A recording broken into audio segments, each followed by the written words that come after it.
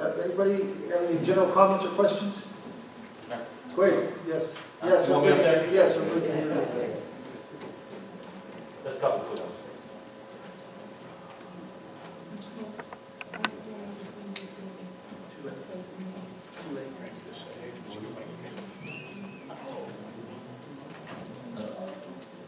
Bill Cass, Fire Chief Lawrence.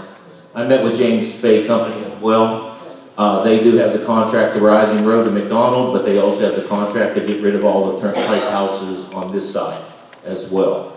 So as of last year, we had the board approve the burning and training use of these houses. It's going to come into effect. I just wanted to advise the board of that we're working to burn a few houses. How many do you think? 3. Hey, we're on your side of that. They're on my side. In fact, the first one, we're going to do one at a time and take it one at a time. The Turnpike Commission has done the asbestos testing and some of the stuff we need, and we're working with the contractor. They're working with us and vice versa. We help them, they help us. The first property would be the Survac property. And that's the one I know the code enforcement officer wasn't even here then. I think when we talked about this, I just want to let the board know and let you guys know that we would be doing that kind of work, and I could talk to him or whatever we need to do. Great, go for it. What's the address, or where is that home? I'm not Behind the log cabin on Morganza Road. Okay. The one that was in the paper that he stole the dinosaur or whatever. So, they're still in court. I guess they're still in court, I guess, I don't know. But just want to let you know that's going on. They have multiple properties, but all the other properties are property off Cecil Sturgeon. There's properties off County Road, but it's on the South Fayette side, that barn and farm and all that, so, and Carmen Road too. So they don't have the digging contractors yet, but they got the removal of properties. What's the most you would benefit from? How many would you want to do? Just 3? 3, yeah, 3's plenty. I'm working with Mac McMullen. He's doing certified training classes, so it's going to benefit our department, all the Cecil departments, and Washington County. He's a certified instructor, state instructor, so we're trying to run as many certified classes as we can. That's great. Firefighter survival, and so I've been working on that, and I just want to advise the board that, we're going to pursue that. The one property is on Maybe Road, that's actually owned by the people, ECI, ICE. He wants to get rid of the little white house next to the yellow brick house around the bend, and he's letting us train in that as well. That's one of the 3. I think that covers that.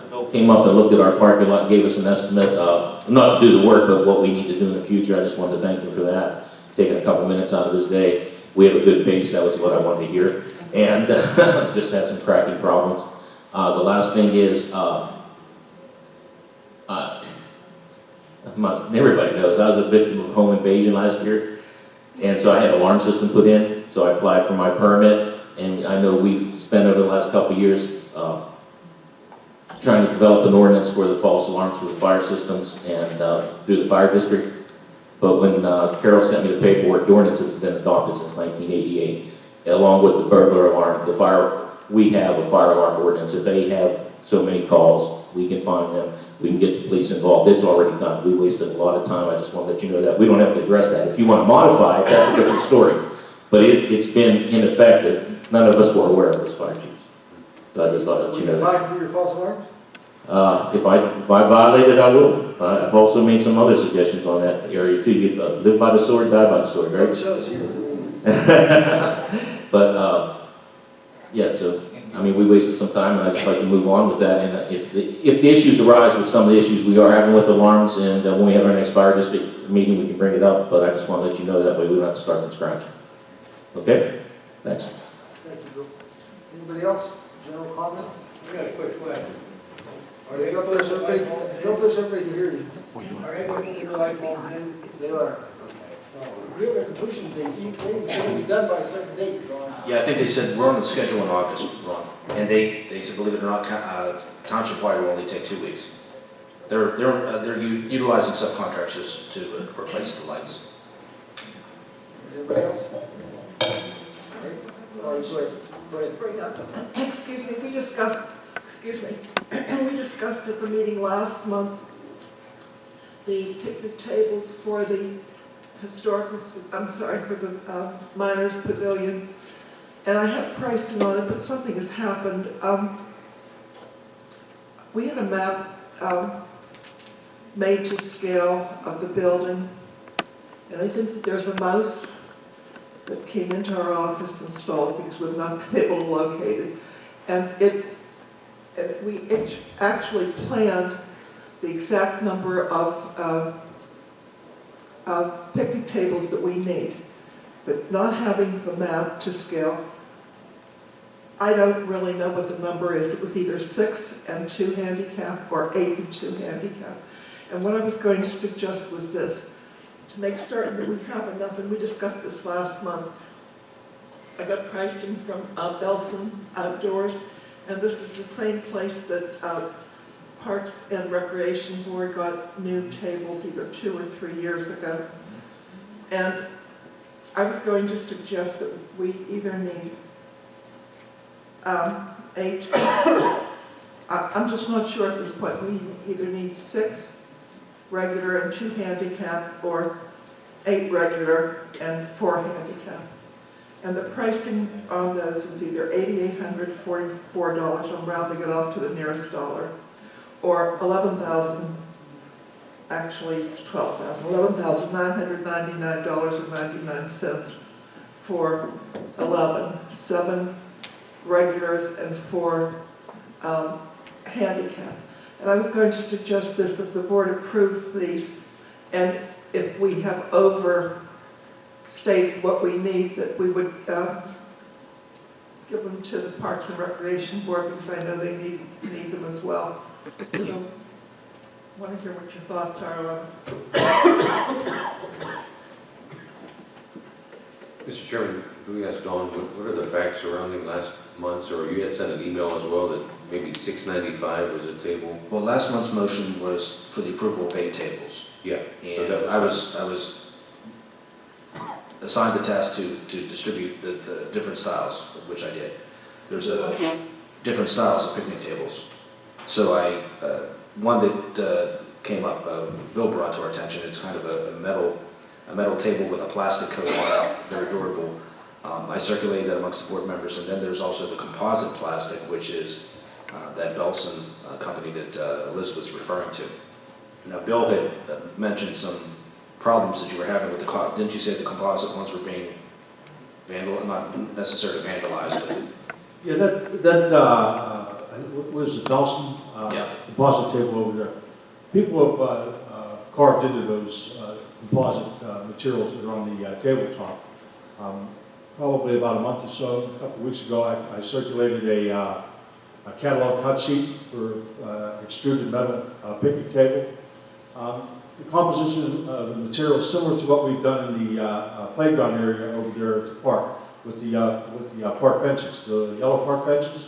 They have that, it's an extruded tabletop and a bench area that's been coated with that plastic coating. It's resistant to UV rays and stuff like that. Comes in a number of colors. I would suggest, if you are interested in that you choose a darker color, such as black or like a forest green. And the weight of those tables, I believe they are 300 pounds, 290 pounds a piece. Very difficult to haul out of the park. what's the weight? What did you say, 290 to 300? 290 pounds a piece. Okay. And I think the unit price on those was about $690 per table. Now, these were the metal ones? They are the metal ones, yes. Mr. The Chairman, benefit to that is the weight, the durability. I believe there was a link in there, a video link in that email I sent out that showed the repair method for it. They just took a torch with a screwdriver and melted the area that was torn back together again. So, and I felt like the price was fairly reasonable for what you were getting there. The huge benefit is you can't put staples in this thing, you know, so. Mr. Chairman, can I address Dawn again? Did you get results back from you sending out the email from the rest of the board that maybe Elizabeth wasn't aware of? I did, there was mixed opinion amongst the board members as to whether to go with metal or the composite. I know Elizabeth had relayed to me that the Historic Society preferred to have the same tables that were purchased by the Parks and Rec Board last time. And there was a basis for it. We've been told that they're not desirable. Who said they're not desirable? I've heard this from a number of people. I can't tell you what, I think that sitting on metal would not be comfortable, but that's my personal opinion. And people have said that, I'm telling you what's been said. I've sat on the benches at the playground plenty of times. They're not any less comfortable than a composite bench on a picnic table is. So having the 8 tables that are approved last month, what are we seeking, how many more or what? They weren't approved last month. There were not 8? They were approved, I think. 8 were We approved. didn't know which one. That's right, yeah. It was an amount of money. The amount of money was Yeah, we didn't know which one. 8 tables, I believe, not to exceed. They were $12,000. approved not to exceed $12,000. That's correct. Bill, those mesh ones, just at least the picture you sent us, they just look chintzy. I guess I They like that idea that you can't put staples in them or thumbtacks like those composite ones. But they just look, I've never personally sat on one or seen one. The only thing I've seen is the video and catalog cut sheet for it, so. But they're similar to what's the benches, Can't hear you. they're similar to the benches at the park, correct? They It's are. the same material. Not the same material. This is like an extruded metal top. There's the extruded metal I mean top. the seat part. The seat part's also extruded metal. So it's got, actually you'd be more comfortable because it's vented. It's not a solid surface. So you wouldn't get as hot and sweaty. There you go. But I haven't seen one, I don't know. pictures just look chintzy. Well, 290 pounds, that's a fairly significant table. So, we need tables. What are we gonna do?